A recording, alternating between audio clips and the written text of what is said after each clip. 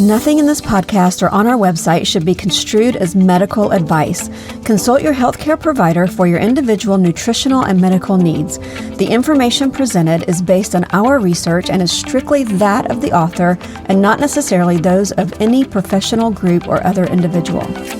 Hi, I'm Sue Becker from Beckers. Welcome to Sue's Healthy Minutes. I'm so excited you've joined me today, and I hope this episode encourages you and allows you to find the answers you have been praying for the health of you and your family. Today on Sue's Healthy Minutes, I have a very special guest. You have heard her name on recent episodes, and I've finally gotten a chance to meet her. I am so happy to be able to meet and personally speak with Laura Heath, the lady who has shared her bread with others. These others have now seen incredible health benefits. You've heard the stories already of Sarah McKelvey, Hannah Wright, and Mary Cruz. Now it's time to hear from Laura herself. She's actually here today at Beckers. And Laura, just thank you so much for taking the time to speak with me. You came all the way down here for a class, and I can't wait to hear why you came down this far for a class. But why don't you just start by telling us a little bit about yourself and where you're from? Okay, well, I am Laura Heath. My husband is Jeremy, and he's the reason that we're here. He wanted to do this for me as like a birthday present. So it's kind of like a belated birthday. And he likes to spoil me. Oh, that's great. We've been married for 23 and a half years, and we have 4 children. Our oldest is 19, and the youngest is almost 10. And so we are super, super blessed. And it's just an honor to be here, an honor to get to meet you and be a part of the class. It was great. Oh, good. I'm glad you enjoyed the class. Now, you came from, tell me where? We live outside of Dayton, Ohio. That's right. So you came a ways. Now, did you come just for the class, or you had something else going on down here? Kind of just for the class. My sister lives outside of Knoxville, so we stayed with her. So we're going to have some family time too. But yeah, so that was an added blessing to get to come to the class, to spend some time with her and her husband and daughter too. So. Yeah. Okay, so you kind of came from Knoxville for the class.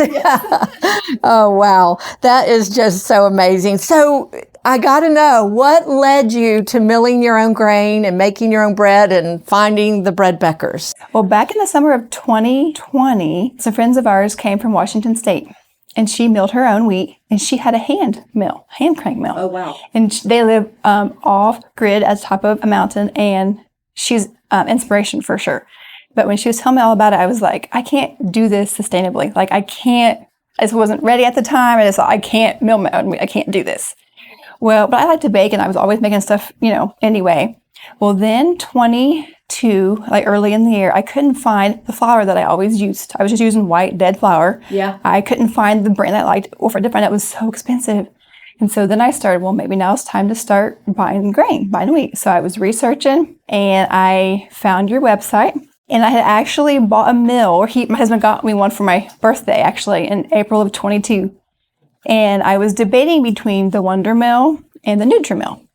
So I found your all's website, and I called into the store, and Karen or Kathy, I'm not sure, I don't know. Karen, probably okay. Karen. She called me back, and she said, I recommend the Wonder Mill, and she told me why.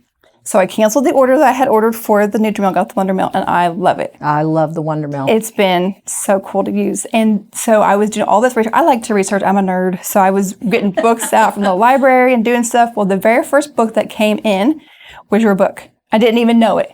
That you had a book. Yeah. So it was totally God how I called your store. She's the one that helped me buy the mill that I got. And the very first book that I got in to start learning about it was your book. Oh, so I was like, this has to be God's just intervention. And so I started making bread, and my first rolls and stuff, so dry, so dense. I just had a learning curve. I just had to learn how to do it. Yeah. So I started listening to your podcast and learning all about the different steps. So I'm telling all my friends, I'm just like, you guys, listen to the podcast. You got to do this. And I had a lot of friends who had issues like gluten-free or constipation or just different things. And I was like, you got to try this bread. And it tastes amazing.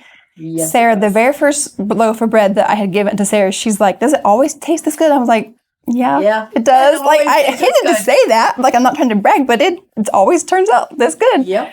And so it's been a blessing just to share with others and to see the benefit that they've been able to experience from it. And I love it. Baking bread is so therapeutic, and now I get to bake and have fun with it, but also knowing that I'm feeding our family a healthy thing, not just fake bread. Yeah. So you started in 2022? Mm-hmm. Yeah. Yep. That's amazing. And hey, if you're a nerd, I am a really big nerd because I like to study everything. If someone tells me something like a testimony, I'm like, how did this happen? Yes. What's in the bread that would do this? That's just so amazing. So did you see health benefits for your family significantly? Yeah. So we had been doing it maybe 6 months or so. I didn't know about some of the things that it would help with, like warts and stuff. Mm-hmm. My daughter had some warts on the bottom of her feet. I'm like, check your feet, your warts. We couldn't even find which foot they were on. And though they were gone. And in just a short time? Like 6 months or so, probably. Because I hadn't heard that part of the podcast yet till we already had been like doing it for a while. So I was like, check your feet. And they were gone. Yeah. And I had struggled with constipation my whole life. As a child, you don't know that you're not normal. I'm telling you, we sound so much alike. That's exactly what I say. You don't care when you're little, but... And you don't know that everybody's not like you. Right. So when my oldest was born, he is 19 now. My doctor said, why don't you just start taking some fiber? So I've been taking fiber since my oldest son was born. And I stopped taking it like October of last year or so. And I don't need it anymore. That's amazing. Yeah. And you don't use it on trips. It's worse. I haven't needed it on the trip because I baked stuff before I came and packed it and brought it with me. So. Yep. And knew you were going to have bread today here. So that is just so amazing. The other thing is I would always carry food with me because I would have a blood sugar drop. I would feel like if I don't eat, I'm going to fall over if I don't sit down. But now I can eat a cinnamon roll, have some nuts and raw milk, and I can go play pickleball or be active, and I don't feel I'm hungry, but I don't have that I'm going to fall over if I don't sit down feeling. So it definitely keeps me feeling fuller longer, and I just don't get that sugar drop. Yeah, that's what we found too. So you've been mentoring other women. So tell us a little how you gently do that, especially someone like Hannah that's gluten-free. I know you kind of proxied through Sarah there. And if listeners don't know what we're talking about, listen to the episode with Hannah Wright and Sarah McKelvey. We'll put links to those. But you started kind of with Sarah because her kids were struggling with constipation. Yeah. So we have like a mom's friend group. In our church, we get together and hang out and do stuff together anyway. And for a long time, I've been the one that's like trying to cut out like sugar and eat more organic and natural. And for a while, I was just like, healthy Laura, But now that I've been able to share with them the bread and different stuff, they've been coming more over to my side. Yes. Yeah, because you're not just saying, oh, y'all need to not eat so much sugar and you need to not eat so much white flour. Now you can say, hey, try this bread and bake them a loaf. That's amazing. I never thought about it that way. And with Hannah, she is younger than I am quite a bit. And Sarah is younger than I am too quite a bit. But Hannah, when they would come to our house, they had been over a time or two. I would show her ways to help her with like the gluten-free. Yeah. Because you can buy the one-to-one mix. I'd like to help and mentor. I'm kind of just like, I don't know. I just enjoy that kind of thing anyway. And so I had already been interested in Hannah and her journey and stuff. And then so when I was like, listen to your podcast and learn about all the gluten-free and how people aren't truly celiac, even though they're labeled celiac, I was like, Sarah, let Hannah try some of this bread.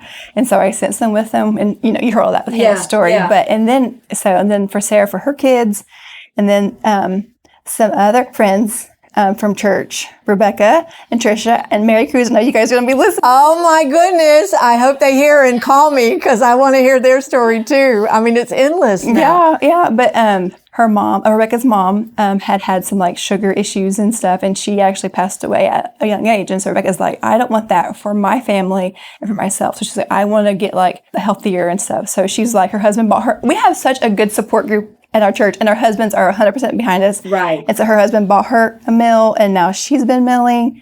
And Trisha also, they had some health issues in their family, and her husband was like, okay, let's do this. And so it's just been neat to see how God's opening up doors for other people to get involved and just, it's just fun. It's fun to share the bread. I like what you said about. I call it spread the bread. Yeah, spread the bread. Yeah. And if somebody knows about this, share with others. Yeah. Make them a loaf of bread, make muffins, whatever, share it. And they won't know if they don't try. Exactly. And just to tell someone, like we were saying, don't eat sugar, don't eat this, or you should really try this bread. give them a loaf of bread, give them a batch of muffins. I'll never forget this lady. She had severe bowel issues. I mean, very, very significant bowel issues, more the irritable bowel and chronic diarrhea. And she was about to be scoped. They figured she probably had a tumor or cancer or something. And I took her a loaf of bread and a dozen muffins on a Sunday. Took her another loaf of bread and a dozen muffins on Thursday. When I got to her on Thursday, she goes, okay, what's in this bread? She was like, I have 5 bowel movements, like turning on a water faucet a day. And she said, 1 is normal, 4 are still like that. But by the 7th day, her bowels were completely normal. That's from a dozen muffins and a loaf of bread that I was already making anyway. Yeah. So it's just so easy to share the bread with somebody else. I just love it. And I just love the fact that you're mentoring other women and you have that open door. That's amazing. It is a blessing to be a small part in what God's doing in their life too. And you know what, like I said, when I first started making it, it was dense and I wasn't doing very well. I'm like, oh, hey guys, don't do this. Don't do what I did.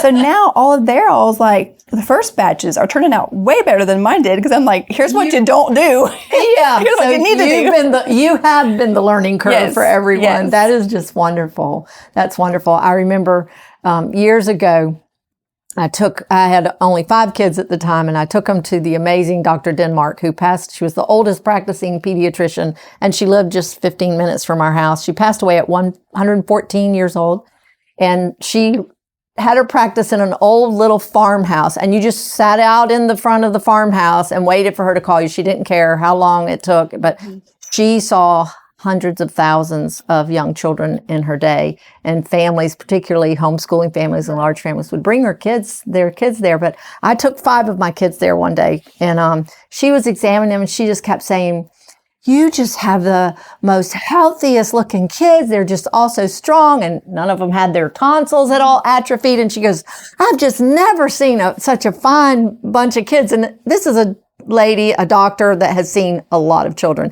And she put her arm around me that day and she said, honey, you need to be teaching other women how to do this. Because I told her, I said, well, I grind my own wheat and make my own bread. And she said, honey, you need to be teaching other women how to do this. And I teared up that day and I said, that's exactly what I'm doing. And that's exactly what you're doing. And I know it's just such a blessing. I mean, the lives you've already touched, and who knows whose lives those people are going to touch now that they share their bread with other people. Yeah. So you've set an example. My mom was saying it's like a ripple effect. And just like when we share the gospel, like one tells one tells one. And so I feel like with this, just who knows how far out it'll reach. And God is definitely using it to help his people. Yes.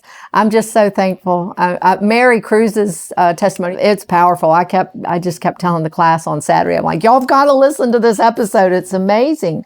And that she had already been going to a nutritionist, to help her, and wasn't seeing anything till she added the bread. Yeah. The bread and that's what it was for our family. I mean, we were eating fairly healthy. Yeah. And we were fairly healthy, but I had constipation, I was tired, I had sinus congestion, blah, blah, blah. And we had warts and, all of the above. And within a short time, all of that changed. Right.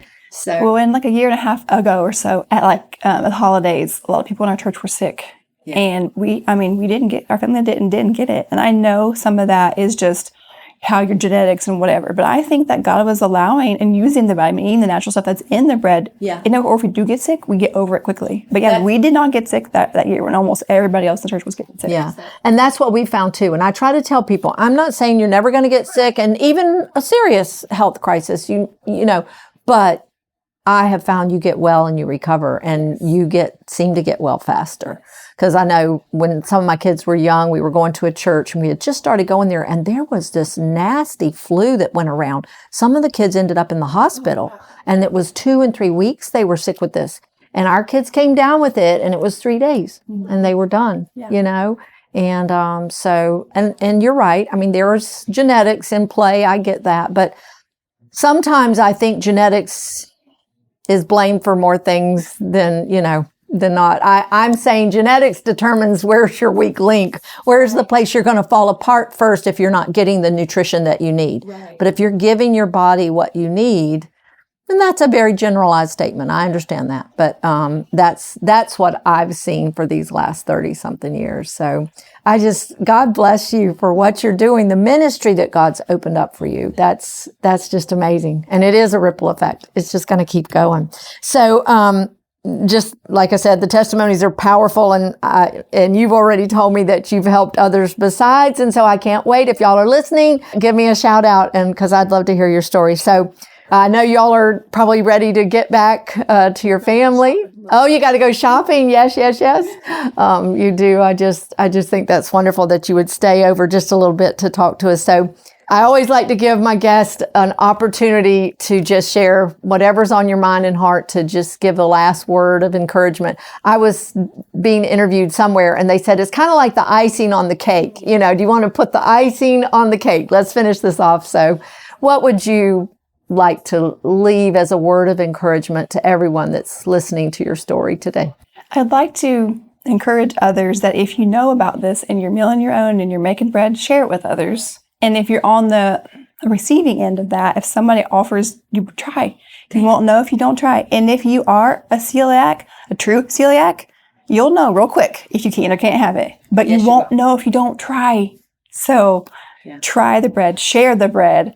And I really love how you mentioned the scripture, how in the Levitical law, if they take away their top millstone, they take away their life. That gives me chill bumps every time I say that, because God knew what we needed for life. He did. We need His word to help us and sustain us.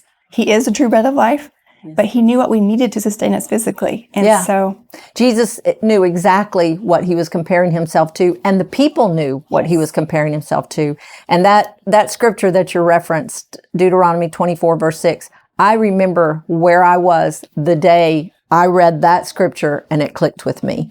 Do not take a man's upper millstone as a pledge, for you would be taking his life. I'm like, that is powerful. Yes, that gives me chill bumps every time. Yep, it does me too. Still today, every time I say it. And that is exactly what we let the commercial industry do. They took bread out of our homes. They took our millstones, not for evil intent necessarily, but we have been suffering the consequences ever since. And I'm a nerd and I study, and the statistics are there to prove it. The decline of America's health has just dropped drastically since 1900, when white bread, white flour came on the scene and replaced the stone ground, whole grain flour, locally milled. So, gosh, just thank you so much, Laura. Thank you. Thank you for all that you do. Your podcasts are buzzing every Monday morning, except for yesterday. We were traveling, but I listen to it every morning and enjoy it. And so thank you. Well, thank you for all that you do. You have been a blessing more than you know. Oh, man. Thank you. You're very welcome. I love what I do, and I can tell that you love what you do too. And I just know that you are blessing so many.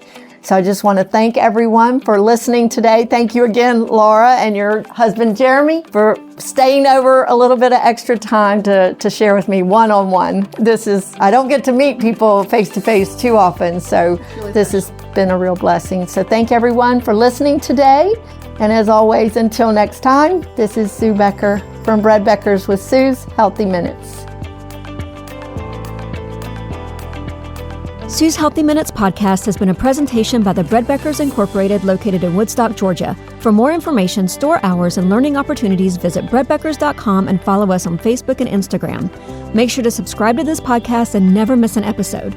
Share this with 2 friends who would benefit from this information, and be sure to join us again next week for more of Sue's Healthy Minutes.